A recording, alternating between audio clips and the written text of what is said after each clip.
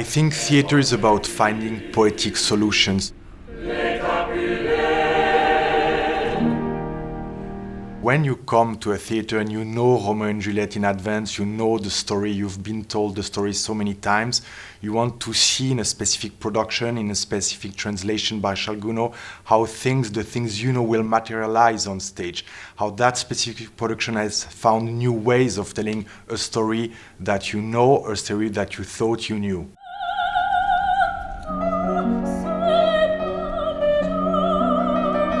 The opera of Romeo and Juliet is the crazy and impossible love story of two characters, Romeo and Juliet, coming from rival families that hate each other in Verona. And this impossibility of love creates a lack of time. Romeo and Juliet are running after the time.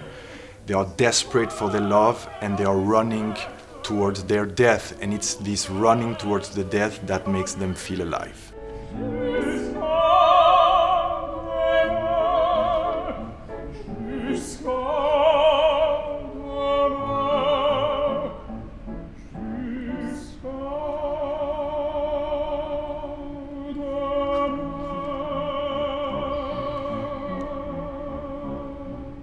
The Grand Opera, as its name says, needs big time. So in its original version, it's about 4 hours and more. And we are living in a time of narrowing concentration spans. But one can help the piece if you do some kind of retouche. And that's what we are going to try. We try to get to the essence of Gounod's intentions.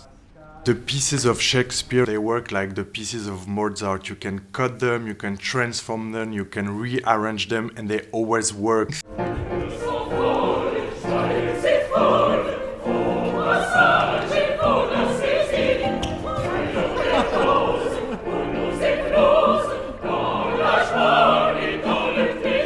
Charles Gounod was a writer and a specialist of religious music, and it gives that piece something mystical, something almost religious.